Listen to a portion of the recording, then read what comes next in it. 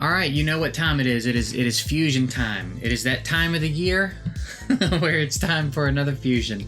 On July 7th, they are dropping the next fusion, and it really seems like they are tired of people skipping fusions because they really are upping the quality of these champs lately that we're getting from fusion. So we're going to look at his skills real quick and talk about what we think he's going to be good at.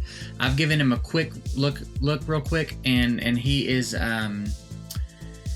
he's good. He's going to be one that, again, if you're looking for a break from fusions, this is not going to be one to do it on, especially if you're like early mid game. He's going to be great for progression. He's going to solve a lot of problems for you. So Walking Tomb Dreng, I guess is his name.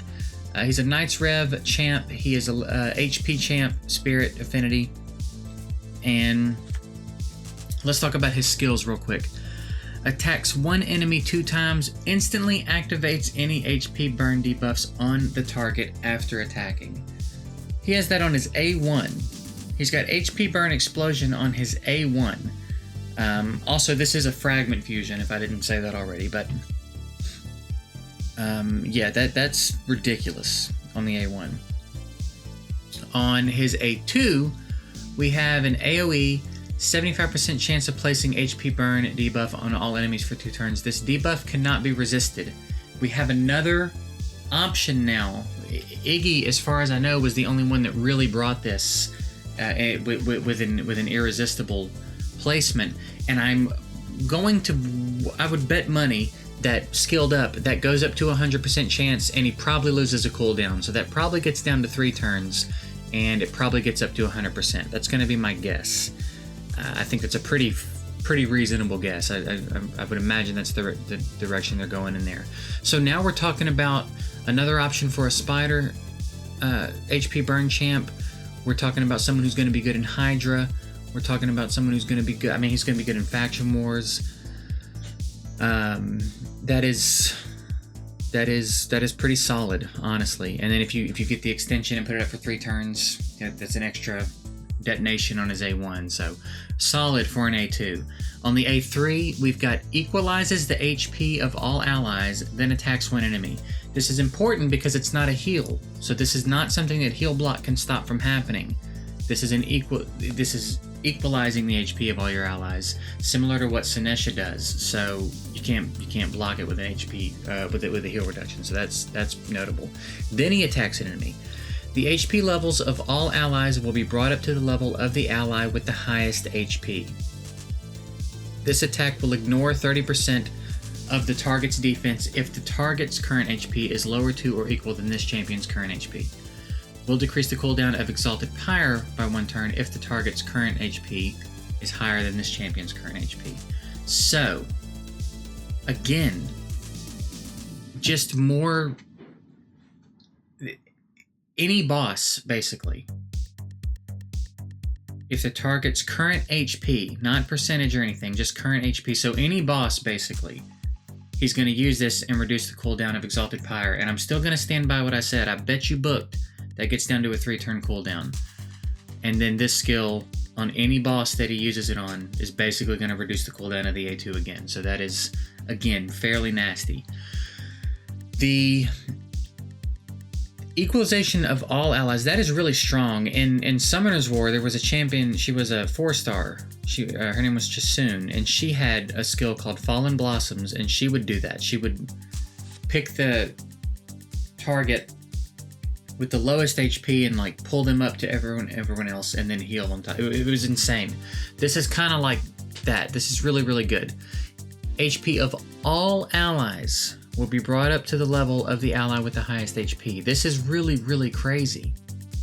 That's really good. There's a lot of ways to take advantage of that in a very aggravating way. This even gives him some PvP utility, potentially. So this is nice. I think he's going to be really good in Doom Tower, too, now that I'm looking at it. Like, there's a lot going on here. And then he's got a passive. Reflects 30% of the damage this champion receives back to the attacker if this champion has 50% HP or more. Deals 30% more damage instead if this champion has less than 50% HP. So, passive's always doing something. It looks like, yeah, if he's under 50%, his attacks deal 30% more damage. I don't think that means the reflect deals more damage. I think if he's over 50%, he reflects 30% damage. If he's under 50%, he, with his own skills, deal 30% more damage. And then he's got a 30% HP lead in all battles. This is just really one you can't skip. This is really, really good. This is one of the better ones. I mean, they've been dropping bombs lately with the fusions. This last one was really good. I think word got around that a lot of us were skipping fusions, and they were like, I don't think so. So I think this is a must get, unless you're real late in the game and you're done with progression and you're done. Even then, he's probably still pretty fun to play with. And again, there's something to be done here with this equalization skill.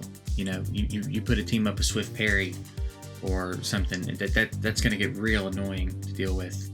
And I would imagine he loses a cooldown or two with books there as well. So he's a solid champ. He's a very, very good champ. We are definitely going to have to go for him. Which, you know, if we were looking for a break from fusions, we're not going to get it here. If you're not done with Faction Wars, if you're struggling in Knights Rev, I think this dude's going to be fantastic for it. I think he's going to be good in Hydra. I think he's going to be good in Doom Tower. He's going to be great for Spider. There's probably some PvP utility here. I think he's going to be good general support for progression through every single dungeon there is. His A1 is even a 2-hitter, and he's got an HP burn.